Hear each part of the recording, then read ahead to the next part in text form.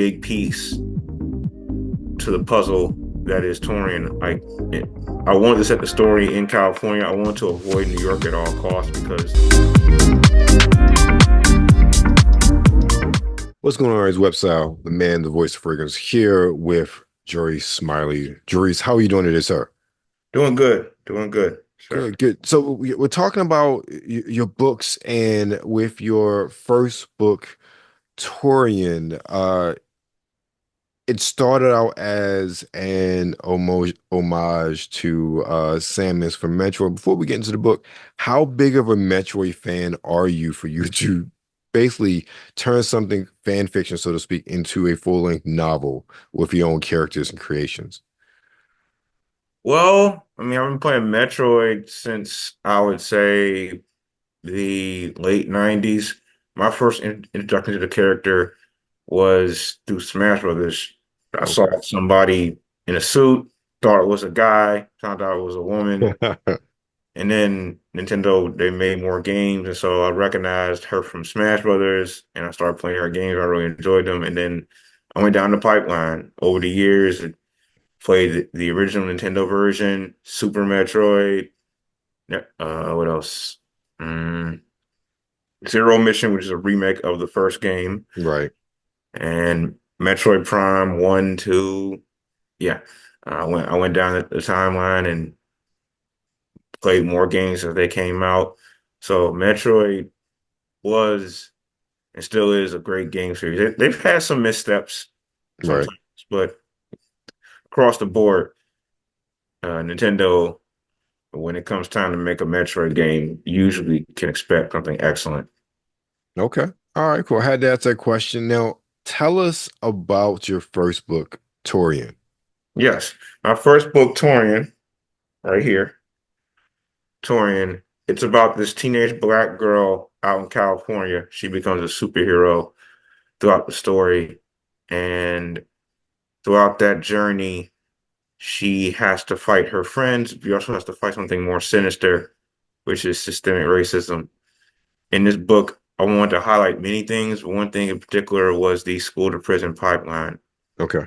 There's this book by this woman. Her name is Michelle Alexander. It's called The New Jim Crow.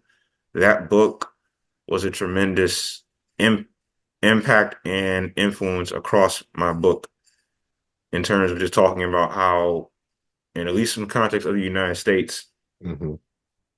the prison system is structured and is structured and designed a certain way, and our schools are copying that. Our public schools are copying that structure and that design.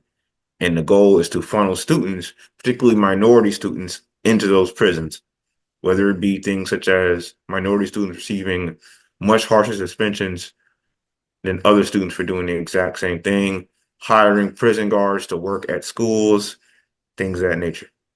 Okay. Now, how or what prompted you to expand the premise? Because uh, in sort of the bio inspiration, you talk about how it started out as an homage or a tribute to Samus Orion, but how did you expand it, or what prompted you to expand it from, the Samus Orion tribute to this broader sort of social commentary? Well, Metroid being the influence it is, it's inspired by Alien. Alien movie with Sigourney Weaver and the Right. acid blood. I need to go see the new Alien movie that came out. Alien, what is it called? Romulus, I think. Yeah, I gotta see that one too. It looks Yeah, pretty I good. gotta see it too. 'Cause I heard it's pretty good.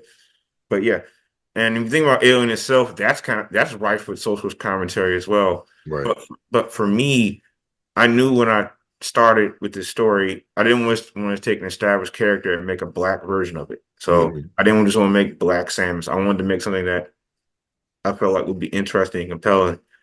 And I wanted to talk about they call it the new Jim Crow, our prison system. So I want to talk about that in the story. In particular, what really drew me to setting the story in California because she lives in Fullerton, which is like outside an hour outside of LA, is there was a situation happened to a homeless schizophrenic white man. His name was Kelly Thomas back in Hmm. 2011.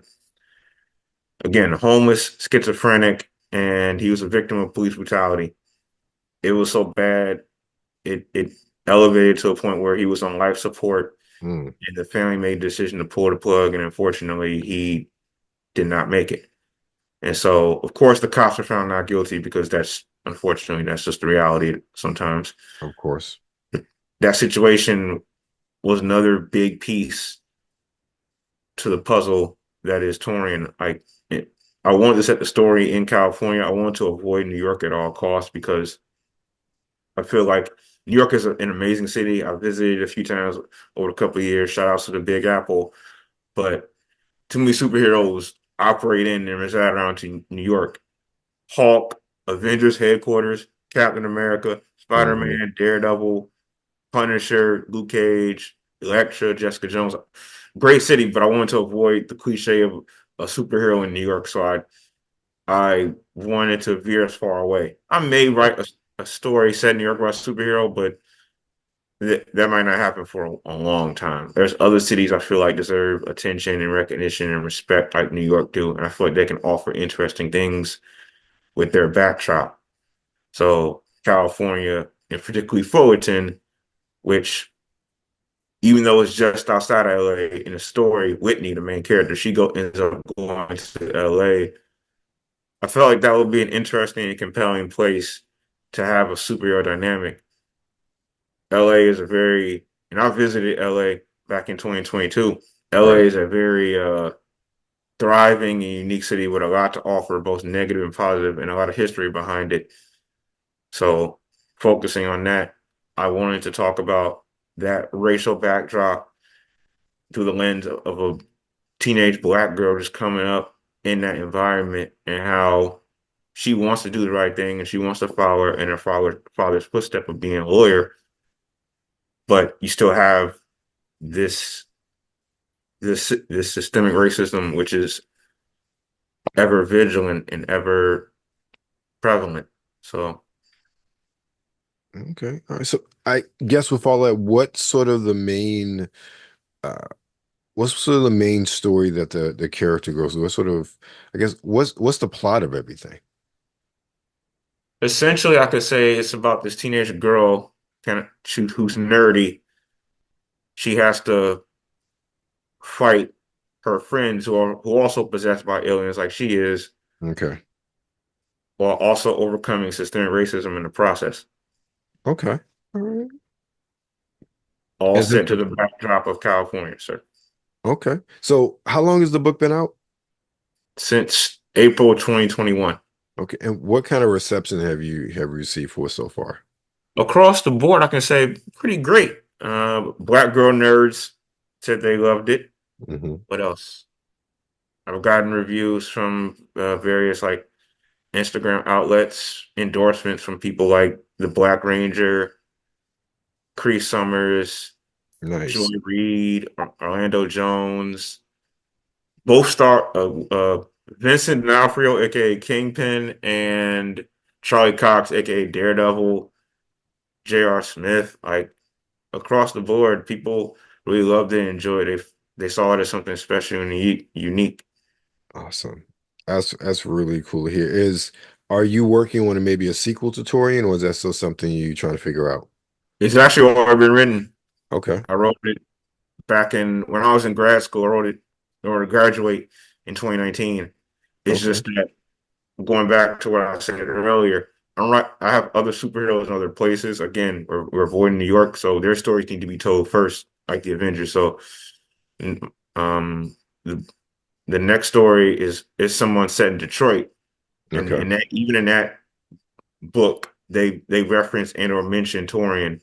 So it's like Okay. building up like the MCU, like how So, you'll watch Captain America, but they'll talk about Doctor Strange or they'll show you Thor. So and then I have a story set in Atlanta about a woman who becomes a superhero.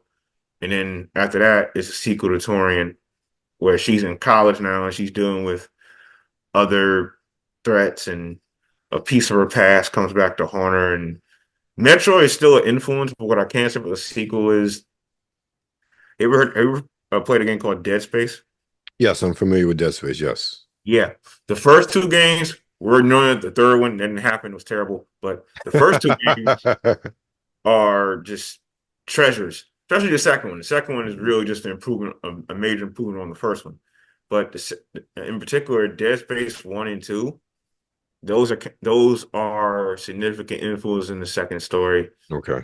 in terms of just like what I want to talk about and what how people deal with trauma and PTSD and how their little like demons and other things in their psyche can haunt them. Which, Okay. if you play Dead Space, you know what I'm talking about, right? Yeah, yeah. And it's any of the sort of religious iconography, like in Dead Space, translate its way into the sequel?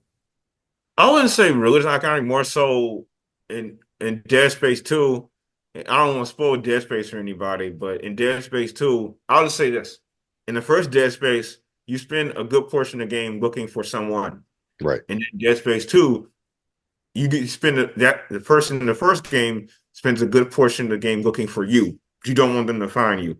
right, So it's more so after the events that transpire in the first book, there's someone that kind of comes back in a special way and is after her. And it's to a point where it starts to unravel her sanity or begins to unravel her sanity in like in Dead Space. Because in Dead Space, there's this thing which I'm not going to go to apply Dead Space. It's quite extensive, but basically in Dead Space, for those that don't know, it's it's undead zombies that you have to dismember, yeah, and it gets deeper than that.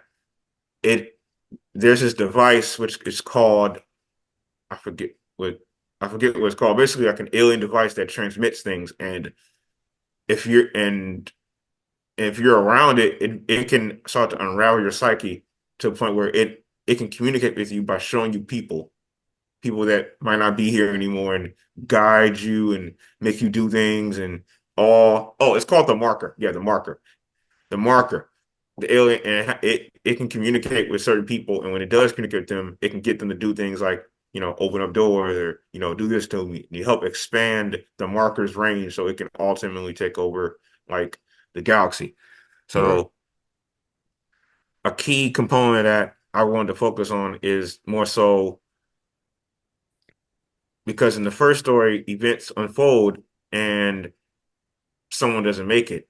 But Hmm. in the second story, there's consequences associated with that and how, you know, even though you're not here anymore, your impact is still being felt and I have to deal with it. Or otherwise my sanity will unravel. Right. Okay. All right, cool. Now, your second book is a drastic departure from the first one. Yes. Yes. Tell us about the Royal Gray Box. Yes, sir. The Warrior Gray Box was published in June of last year. It's a short story collection, five different short stories. I wouldn't say there's a super significant cohesive theme. I would say Mhm. fatherhood is a good recipe to it. The reason being is because these were short stories I've been sitting on for years, and 2021 was actually an amazing and awful year at the same time because Tourian came out in April of 2021. Mhm. In November of 2021, my dad passed away. Mm, So it was kind of a year of just like significant highs and extreme lows. And that period after he passed away was kind of a dark period. I knew I could write, but I didn't know if I wanted to or felt like right. it anymore after it. So one of my friends who I met through playing competitive games, which is one of the stories in it, he we talked for like 2 hours. We used to go to school together in North Carolina A&T, Aggie Okay. Pride, of course.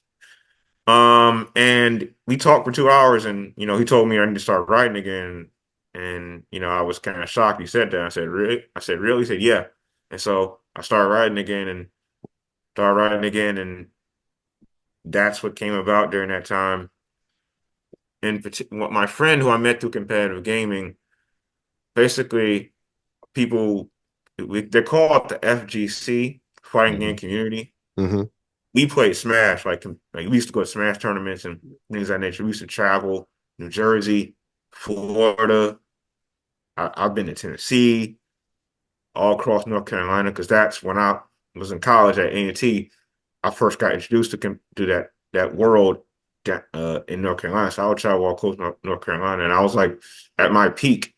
I was like one of the best players in the state of North Carolina for Smash Brothers. Not Okay. Smash Ultimate, the older game, Brawl. I was Right. really, really good. And so, and me and my friend, we played consistently, pretty much like 75%, 85% of college. We played and traveled. And we're still good friends to this day. Okay. One of the So, stories is about a guy who takes his daughter to a tournament to go play Killer Instinct. It's inspired by this guy I know. His name is Demores, but his tag or the name that basically you use when you play, you can use your real name, but you can make something like a wrestler. How hmm The Rock, he calls himself The Rock, but he's Dwayne Johnson, like that. Yes. So my friend, his name and his real name is Demores, but he calls himself Demo or that Demo guy. And hmm so I use him as kind of like an inspiration to come up with that type of story where a guy takes his daughter to a tournament and he he wins the tournament, but it's just a day in the life, but with the added element of adding a child into it because the real life demo, he has a daughter, and I was out hanging out with him. We went to an event called CEO Community Effort Orlando in 2018. Okay. It was crazy because that year it was hosting Daytona Beach, but I had a lot of fun, and so I was hanging out with him, and he decided to go to Popeye. I was like, "Oh, I'll go with you," and so he was just talking. He had mentioned that he kind of wish he ever brought his daughter with him, and so I thought about that. And so years later, I was like, wait a minute, that's a story right there. Take a guy takes his daughter to a tournament, somebody who's really good. Yeah, because Demo, their goodness, Demo. Again, shout out to him. In North Carolina, in just in the like lane North Carolina, he's one of the best Street Fighter players, one of the best Killer Instinct players, one of the best Mortal Kombat players, one of the best Tekken players. Demo good at every game. I didn't see Demo beat people down. He beat me in Marvel's Capcom real bad. Ah man, he beat me down in Marvel's Capcom real bad. No, Well, I got that one friend. I'm more of a like Smash and like certain fighting games. Like I'm trying to get better at Street Fighter 6. I'm like one of the best Orchid players in Killer Instinct. hmm But Marvel's Capcom team games, you like Marvel's Capcom? Oh yeah, definitely. To me, I enjoy it, but getting hit once and then like because at a serious level, you get hit once, your character's dead. That's how Marvel Capcom works. Like getting hit once and then like you can be full health, get hit once, combo, dead. That to me is a turn off. I don't like that. Got you. I think I'm more into like the first one and the second one. I know so many people really enjoy the third one. I don't know. I didn't get into Marvel Capcom 3 like that, personally speaking. Mm. Yeah. People still play Marvel Capcom in tournament to this day. That game is still beloved. Oh yeah. Same deal, Marvel 2 is really beloved too. Marvel's Capcom 2. That game is hmm also super beloved. So that story about the guy who took his daughter to a tournament, that's where it came from. Demo. So shout outs to again Demo and his daughter for the inspiration. Okay. So you have that grade excuse me, Royal Gray box. I want to say the gray Royal box. So that's out, Torian's out. What's next for you? I'm working on another superhero story. It's connected to Tourian. It's set in Detroit, and this story is a little bit different. It's more comedy based, and in Mhm. particular, the main character he breaks the fourth wall, a la like Deadpool Okay. or Arale from like I don't know Arale from who shows up in Dragon Ball sometimes. A little girl like the purple hair is an android, Right. and she break the fourth wall too. And so it's kind of like in that fashion where the characters where he's in a book and he kind of jokes on that and like he'll say, "Hey, I got this really great joke, but I'm wait till page 40 to tell it." Got That you. was on page 40. Stuff like that. Or like Got you. another one is like a character makes a bet with another character and be like, oh, by page 50, I want my money. I was like, all right, okay. And then page 50, hey, you got my money? Just stuff like that. Got And it's also another inspiration. Metroid was the inspiration for this one, but the video game for this one that's a big influence is Fatal Fury. you. Okay. And it's crazy because it seems like Terry Bogard has been on a lot of media over the past couple of years. Terry is starting to really blow up popularity. In the past, what year is it? 2024? 5 years, Terry has been in Smash Brothers, and now he's going to be in Street Fighter 6.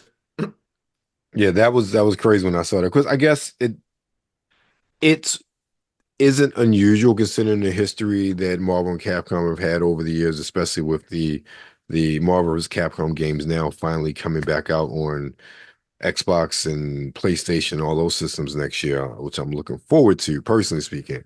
But I guess it's not that unusual, but it still was a surprise, especially when I saw them like, wait a minute, Terry's in Street Fighter 6. What? Like that Yeah, was pretty cool. yeah. I mean, it definitely surprised me too. He's probably going to be my new main because I play my Hmm. non in Street Fighter 6, and my non is not good. Oh, Gotcha. she's not good. But yeah, I mean, Terry. I like those characters. I like that story, and that's going to be an integral part. My main character again, like I did with Samus, my main character. He's not the Black Terry Bogard, Right. but Terry Bogard is still a big part of his character in terms of like his design and influence. There's differences and they're clear, but I mean, like the whole style and the approach is definitely leans towards Fatal Fury. I, Right. I'm not going to deny. I'll admit that Fatal Fury it still is a great game and a big influence on what I'm doing. It's just that instead of being California, it's set in Detroit, which me being born in Detroit and all my family on both sides from there, it's really fun to kind of just, pick apart the city of Detroit and incorporate things and pull apart the environment and incorporate it in a way that, is significant to the characters in the story. Right. Understood. Now, when can we expect that one to come out?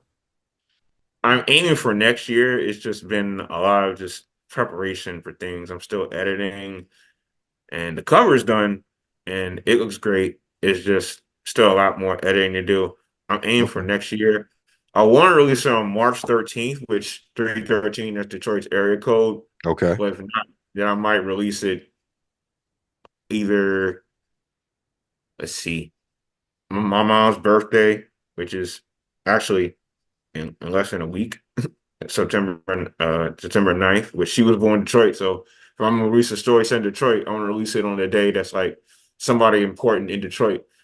So either maybe my mom's birthday, or maybe I might look up a celebrity's birthday, like Big Sean's birthday or Eminem's birthday, Got release you. on that day. But just to kind of coincide with the story set in Detroit vibe. Understood.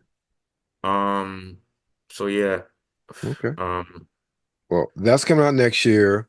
You got Real Grey Box that came out last year, and then you also have Tourian. Let everybody know where they can find all your books.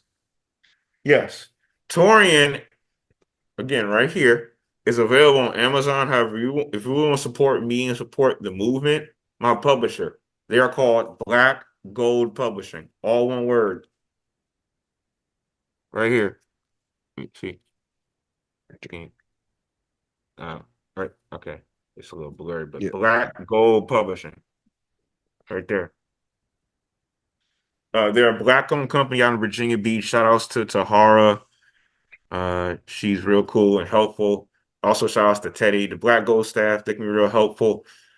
Black owned publisher coming out in Virginia Beach. You can go on their website and go buy and support it because again, Amazon is okay, but Amazon also is there's a lot going on Amazon, which Right. I don't Exactly. want to badmouth Jeff Bezos on stream. 'Cause I'm pretty sure he's watching these Jeff Bezos, but yeah, I'll leave it. Somebody's listening, right? Yeah, like blackgoldpublishing.com, all one word. You can buy both my books on that website Okay. and really support me and support what I'm doing. All right. Well, you guys see the links there. Thank you very much for your time, man. Everybody check them out. You guys Web Style. We see you guys next time. Peace. Yeah.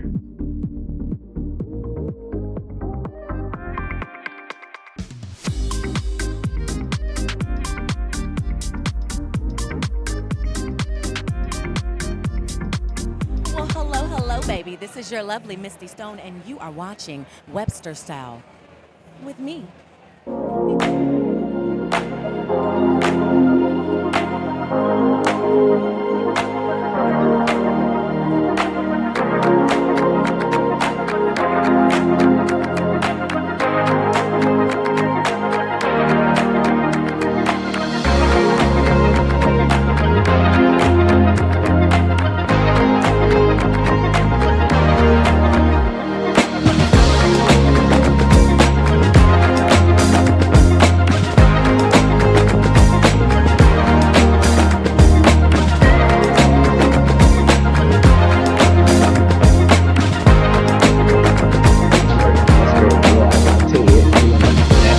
what anime are you going to be watching?